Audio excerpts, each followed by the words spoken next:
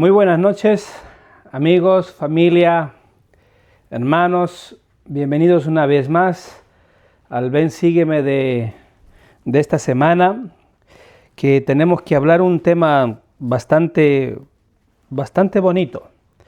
Entonces quiero empezar diciendo que tenemos que hablar esta semana sobre el tabernáculo, ¿vale? Ya habíamos dicho que en Éxodo 21, 22, 23, entonces el Señor le iba revelando a Moisés cómo tenía que ser el tabernáculo, ¿vale? Entonces vamos a avanzar un poquito para ver el tabernáculo, para ver el arca del pacto, vamos a ver detalles y también vamos a entrar un poquito al libro de Levítico, ¿vale?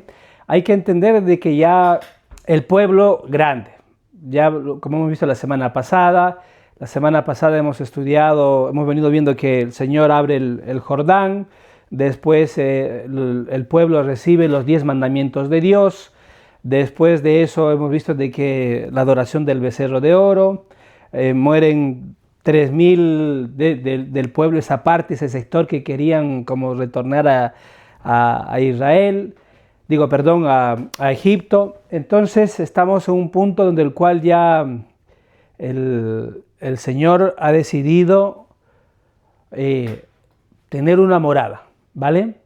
Ese tabernáculo hoy en día es un templo, ¿vale?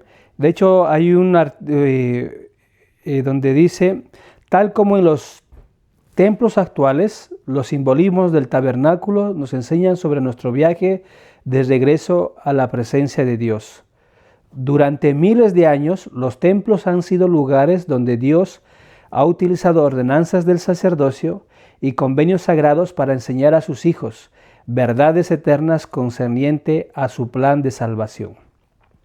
Durante sus viajes por el desierto, se mandó al pueblo de Israel que construyera un tabernáculo, a fin de que Dios pudiera morar en medio de ellos.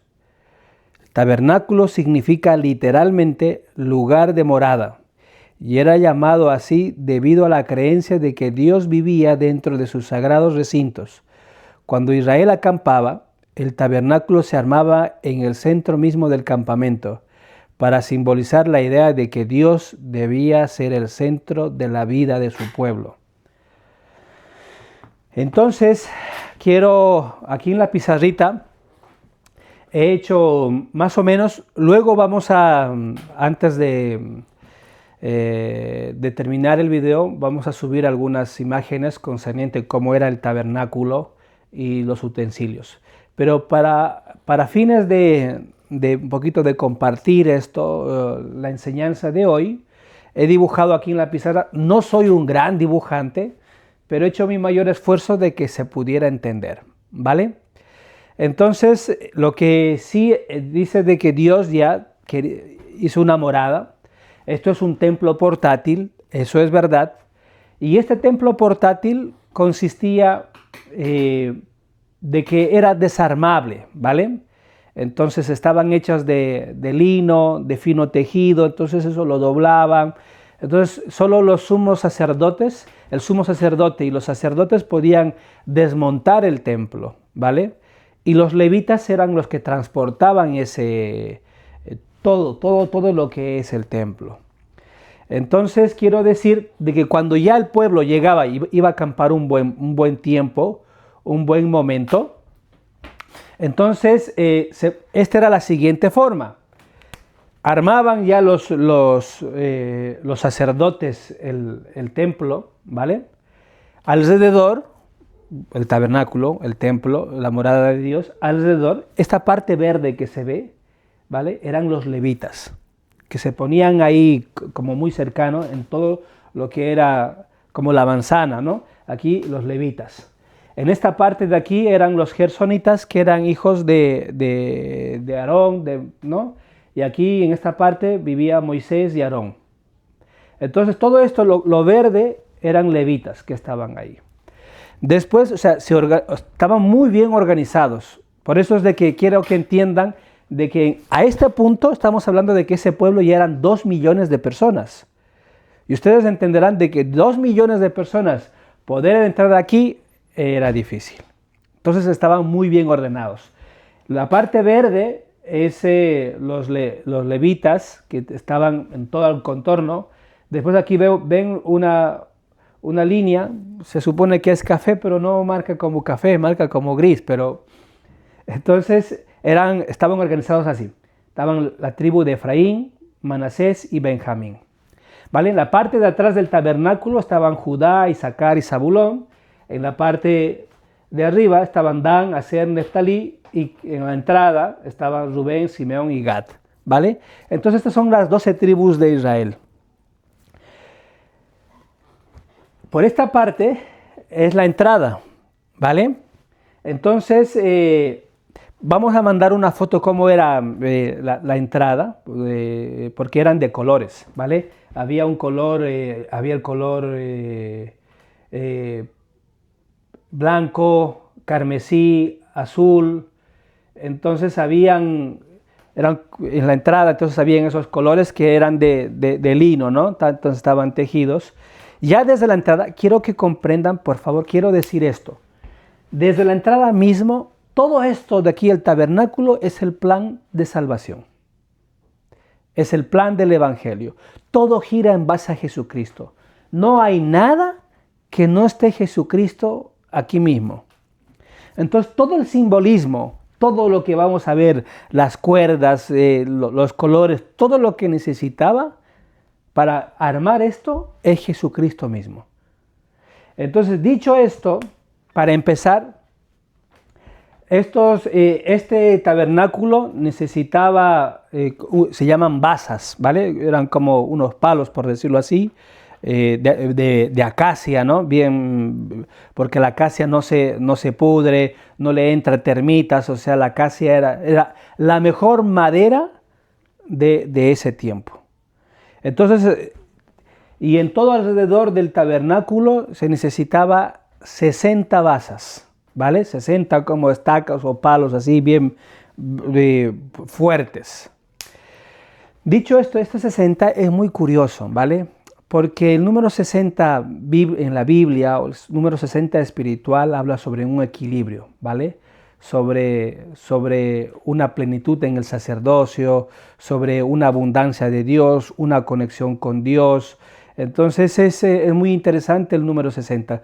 Como digo, todo, absolutamente todo, habla de Jesucristo. Siguiendo esto, en la entrada como habían 4 colores, de igual manera hace referencia a los 4 evangelios del Nuevo Testamento, ¿vale? Entonces, Mateo es como el color rojo, ¿vale? Mateo hablaba de que, perdón, el color púrpura, no rojo.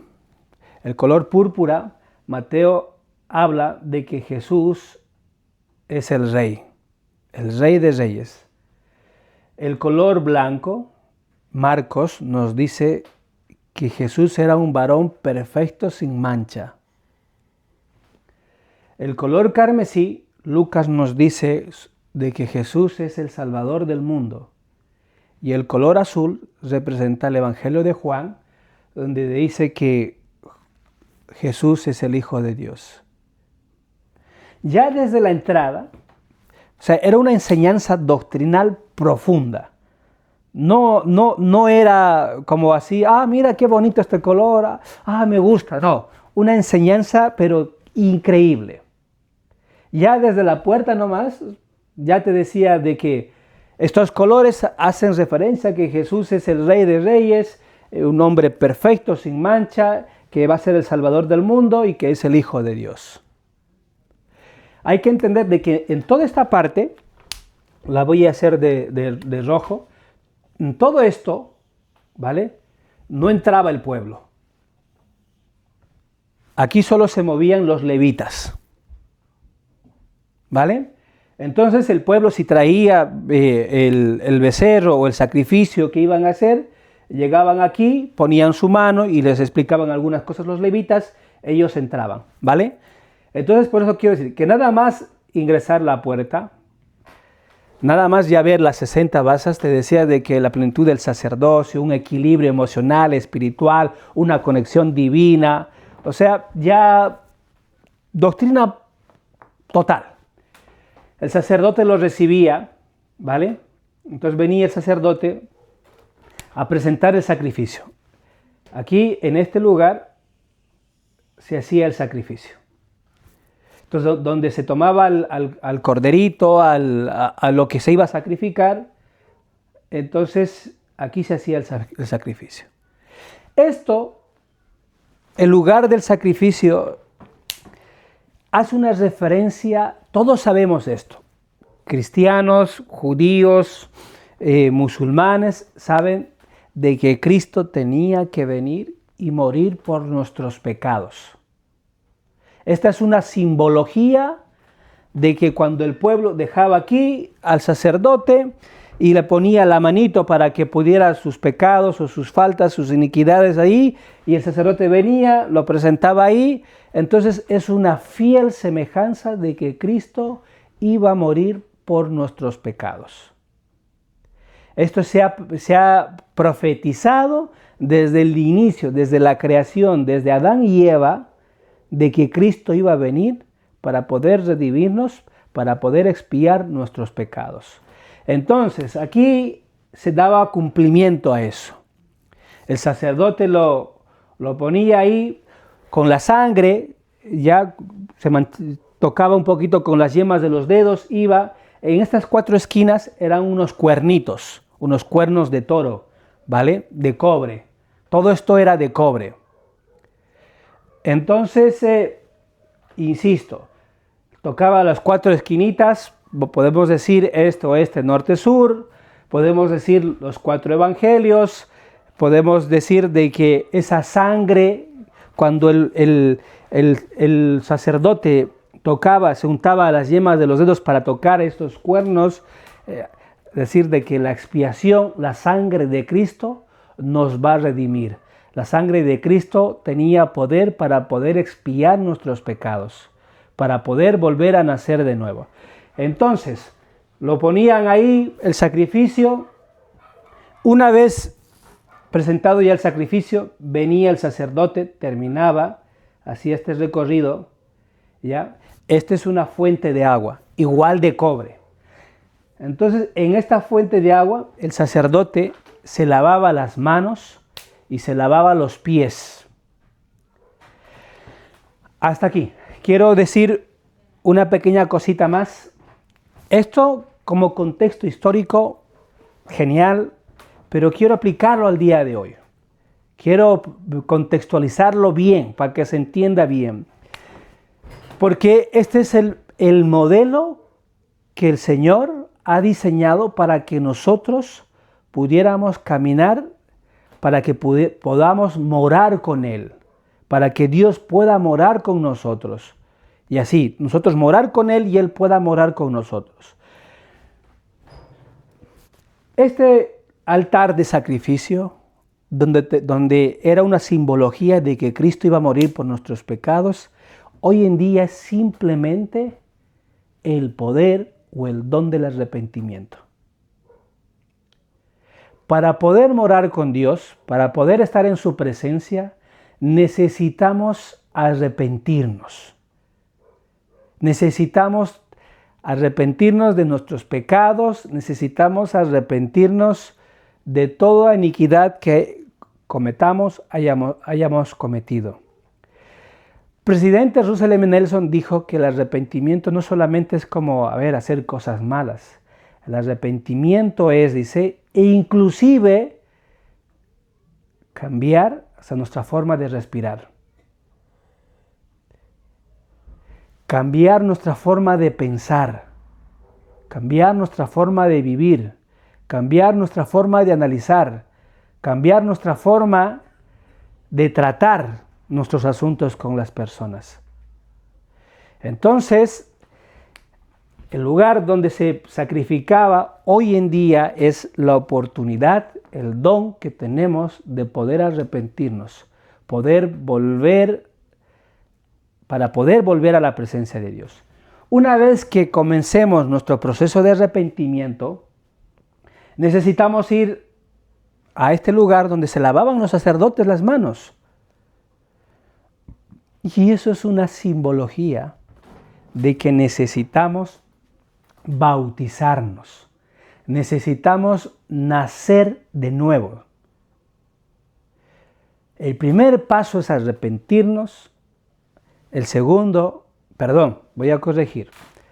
primer paso es tener fe en Jesucristo para poder entrar, como aquí Mateo, Marcos, Lucas y Juan lo dijeron. El segundo paso es arrepentirnos. El tercer paso es bautizarnos. Ese es el camino iniciatorio, ¿vale?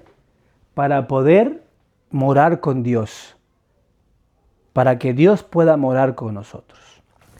Después de esas ordenanzas, después de que tengamos fe en Cristo, nos arrepentimos, nos bautizamos,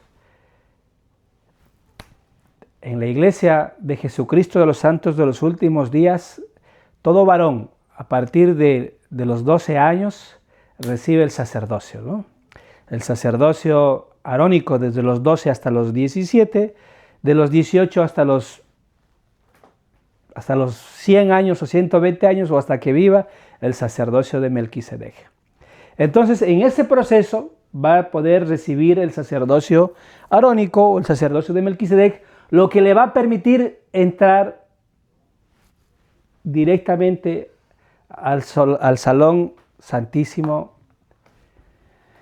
Dentro de este salón, una vez que el sacerdote ofreció el sacrificio, se lavó las manos y los pies y entró aquí, a este nivel, a la mano izquierda estaba un candelabro. Los judíos lo llaman la menorá, ¿vale? Era un candelabro con 7 brazos. A la mano derecha estaba la mesa de proposición, donde el cual era una mesa, aquí todo es oro, ¿vale? Porque lo oro representa la divinidad. Aquí todo es bronce, lo que representa la redención. Entonces, en esta mesa de proposición era una mesa de oro, donde del cual habían, 2 filas, por decirlo así, de cada una de ellas tenía 6 panes. En total 12 por las 12 tribus de Israel, ¿verdad? Entonces, y después, antes de entrar ya al lugar santísimo, donde estaba el arca del pacto, había igual de oro, donde se ofrecía incienso.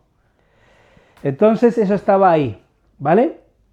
Ahora, quiero decir de que una vez de que hayamos tenido fe en Cristo, nos hemos arrepentido, nos hemos bautizado, ¿vale?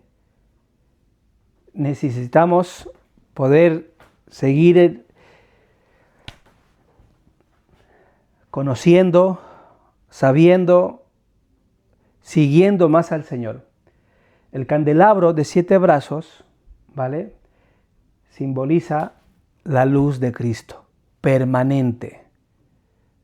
Esa luz que no va a opacar, que nunca se va a apagar, que siempre va a estar para darnos esos destellos en nuestra vida, ese sentido que necesitamos. También ese candelabro es una representación de que para poder acercarnos más a Dios necesitamos la guía, la ayuda, los susurros del Espíritu Santo. Necesitamos ser vivificados por el Espíritu Santo. Si el Espíritu Santo no está con nosotros, hermanos, si el Espíritu Santo nos abandona, va a ser una prueba clarísima o una señal clarísima de que no estamos viviendo una vida elevada como el Señor espera. Es importante recordar que después de tener fe en Cristo, después de arrepentirnos, después de bautizarnos, es necesario, hermanos, que se nos pueda conferir el don del Espíritu Santo. Es una ordenanza importante. Necesitamos ser bautizados por agua y necesitamos ser bautizados por fuego. Entonces, ese candelabro, estamos hablando que aplicado en nuestro día, ¿vale? Para este tiempo, nos bautizamos por agua, nos bautizamos por fuego, necesitamos la luz de Cristo, necesitamos la guía del Espíritu Santo. La mesa de la proposición, esto es vital, importante. Todos los domingos los miembros van a la capilla y la parte. Aquí hay una idea, dicen más importante. Yo no lo consideraría más importante, pero sí digo la parte más sagrada de las reuniones sacramentales son el momento de la Santa Cena. Dicho, para seguir en esta línea, tenemos fe, nos arrepentimos, nos bautizamos por agua, nos bautizamos por el Espíritu Santo. Se nos ha dicho, recibe el Espíritu Santo. Es de vital importancia, hermanos, ir todos los domingos a la capilla para poder renovar los convenios. ¿Por qué? Porque cuando uno participa del pan y del agua, le promete a Dios tomar su nombre sobre sí, recordarle siempre y guardar sus mandamientos. Todos los domingos se promete al Señor esas tres cosas. Y el Señor a cambio te dice que Él te va a dar su Espíritu. Entonces estamos en esta analogía, tenemos fe, nos arrepentimos, nos bautizamos, se nos confirió el Espíritu Santo, tenemos que renovar los convenios, esos convenios todas las semanas,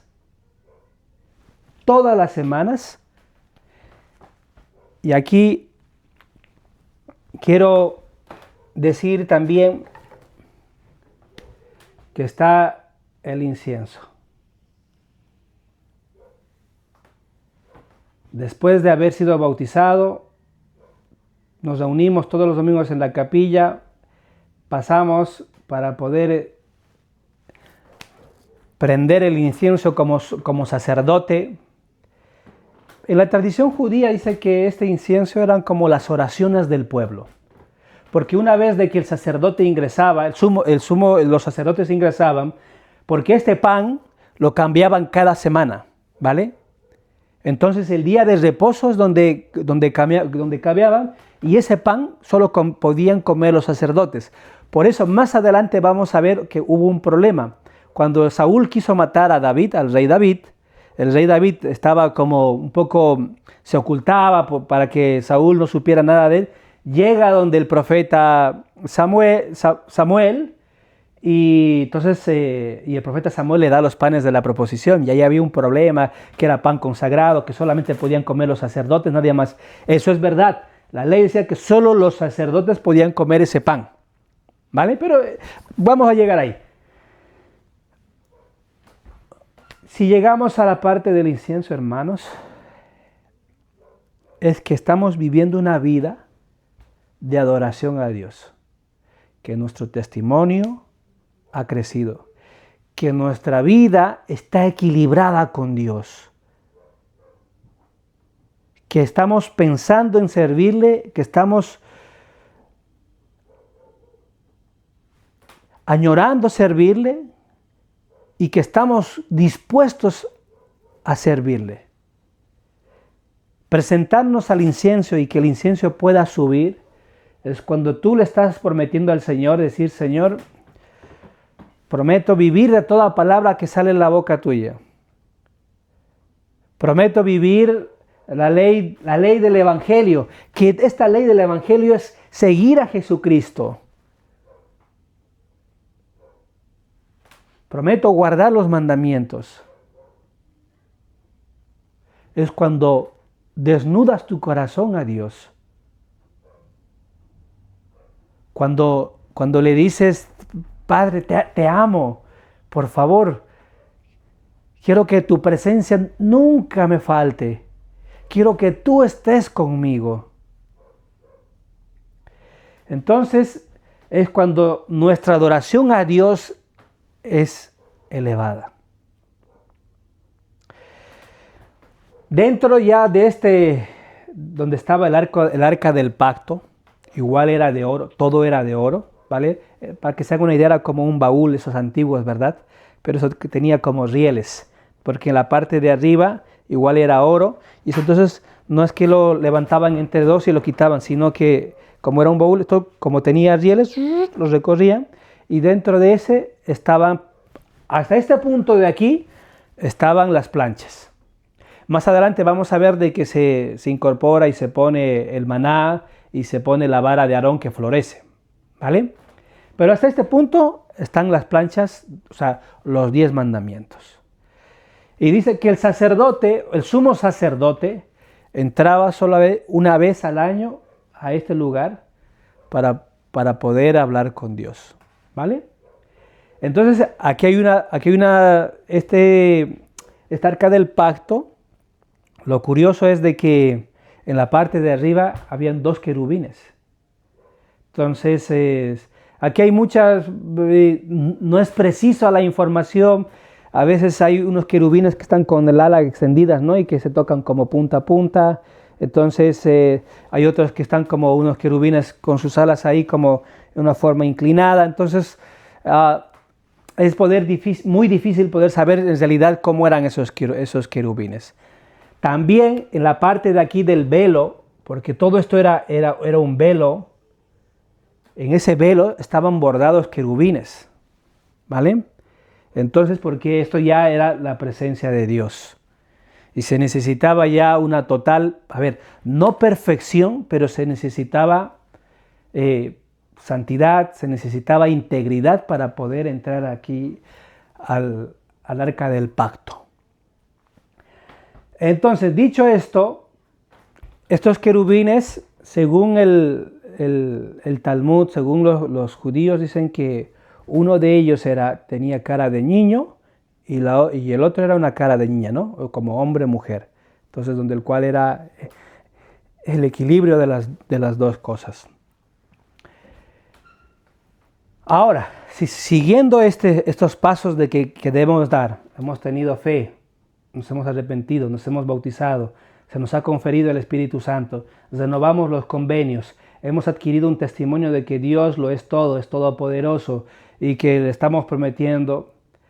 El arca del pacto, así como si ya quiero decir que para los miembros de la iglesia sería entrar al templo. Este pedacito, yo sé que todo esto era el templo portátil. Se ha enseñado desde el principio y hasta ahora, y todos los templos tienen su propia simbología de Cristo. Todo está en base a Jesucristo.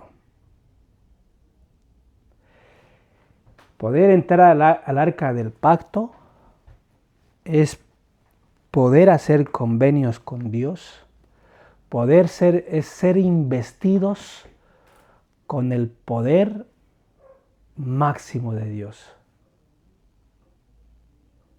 Por eso es necesario este recorrido. Cuando entramos al arca del pacto, el Señor no nos va a llamar por nuestro nombre, nos va a dar otro nombre. Cuando entramos al arca del pacto, el Señor nos va a investir con poder para poder vencer las tempestades de este mundo caído. Cuando entramos al arca del pacto, también le prometemos al Señor que vamos a guardar todos sus mandamientos, que vamos a sacrificar todo lo que tenemos, que vamos a consagrar consagrarnos en mente, en corazón, en acciones al Señor, que vamos a vivir la ley de la obediencia, que vamos a vivir la ley del sacrificio, prometemos al Señor que vamos a caminar el camino del discipulado. Por eso es importante hacer convenios con Dios para que Dios nos pueda investir con todo el poder para poder vencer este mundo caído. Entonces, hermanos, para no alargar más esto, porque como les dije, las formas de atar, cómo se cubría la parte del techo, los colores y todo eso, todo es una simbología de Cristo. Todo. No hay nada que no esté centrado o dirigido o que no sea Cristo. Ahora, entrando un poquito más allá, para poder seguir esta idea, en el libro de Levítico, ¿vale? Capítulo 1, ya la voy a leer, para que versículo 4, y dije, y pondrá su mano sobre la cabeza del holocausto y será aceptado para la expiación suya. Hasta aquí. El pueblo estaba así, nadie entraba aquí, solo levitas, solo sacerdote, solo sumo sacerdote, ¿vale? Los sacerdotes eran los gersonitas que entraban aquí, pero aquí solo entraba Moisés, Aarón, ¿vale? Entonces, pero el pueblo cada año tenían que hacer el sacrificio de la expiación, entonces tomaban según lo que Levítico mandaba, tórtolas, becerro, cabrito, entonces todo eso lo llevaban y aquí hasta la puerta, ¿vale? Ahí lo recibía el levita, entonces le ponía las manos sobre su cabeza para, como podría decirlo así, para que el animal pudiera tomar sus pecados y pudiera ser expiado, ¿vale? Eso es lo que está diciendo el Levítico. Versículo 4. El 5 dice, entonces degollará el becerro en presencia de Jehová, y los sacerdotes hijos de Aarón ofrecerán la sangre y la rociarán alrededor sobre el altar, el cual está a la puerta del tabernáculo de reunión. Aquí quiero hacer un paréntesis, o sea, dice rociará, aquí hay dos teorías, por decirlo, agarraba la sangre y rociaba alrededor de esto. Ese era uno, y dos, lo que les dije, se untaban con las yemas de los dedos y como tocaban los cuernos, ¿vale? Como ya había dicho que los cuernos son los 4 libros del Nuevo Testamento, Mateo, también pueden ser los 4 puntos cardinales, esto, este, norte, sur, entonces eso es lo que hacían, ¿vale? Ahora, el 6 dice, y desollará el holocausto y lo dividirá en sus piezas. Y los hijos del sacerdote Aarón pondrán fuego sobre el altar y compondrán la leña sobre el fuego. Luego los sacerdotes hijos de Aarón acomodarán las piezas, la cabeza y la grosura de los intestinos sobre la leña que está sobre el fuego que habrá encima del altar.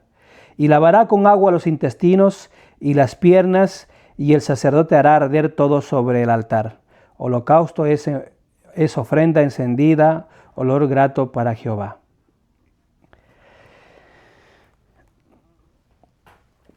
Quiero decir donde dice el versículo 8 y 9. Luego los sacerdotes hijos de Aarón acomodarán las piezas, la cabeza. Aquí hay una explicación importante donde no soy bueno para dibujar, ¿vale? La cabeza.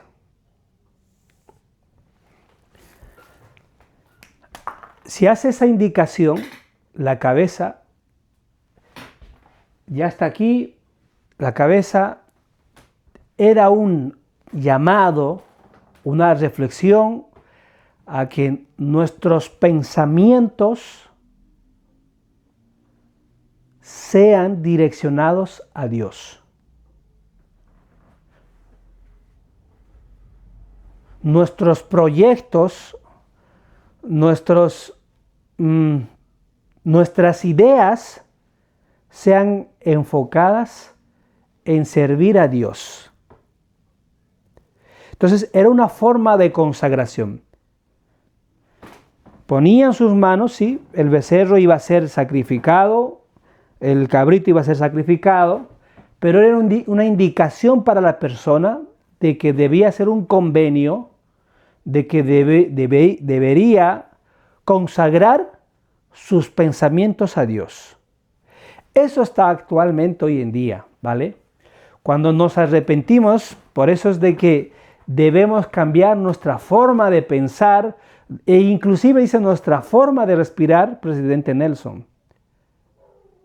Entonces, cuando entraban aquí, había convenios de que había que cambiar nuestra idea, nuestras formas de pensar. Y esto hoy en día es lo mismo, es una simbología de que cuando tenemos fe, nos estamos arrepintiendo, hay que cambiar nuestras ideas.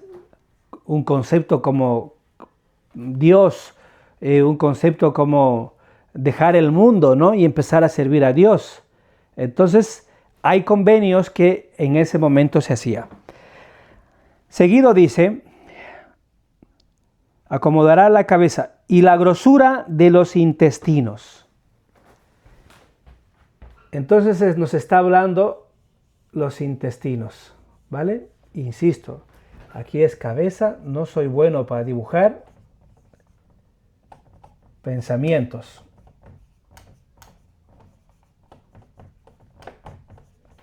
Los intestinos nos habla de nuestro interior, nos habla sobre nuestros sentimientos. Entonces no solamente había que consagrar, ¿vale? Nuestra cabeza, nuestra mente, nuestros pensamientos. También hay que consagrar lo que sentimos, lo que deseamos. Entonces, dicho de esta forma, de que cuando ya nos arrepentimos y nos bautizamos, entonces hay que tener deseos de querer servir a las personas, hay que tener deseos de servir una misión, hay que tener deseos de poder entrar al templo, hay que tener deseos de poder servir en un llamamiento, hay que tener deseos de poder hacer, o sea, ya es la parte interna, nuestras emociones, lo que sentimos. Entonces sabía que este hombre israelita tenía que consagrar sus pensamientos, tenía que consagrar sus sentimientos concerniente a esto, ¿vale? Después dice, y la grosura de los intestinos sobre la leña que está sobre el fuego, que habrá encima del altar. Y dice, y lavará con agua los intestinos y las piernas. Las patitas, ¿no? Las piernas. Aquí voy a hacer una, ¿no? Estos son intestinos,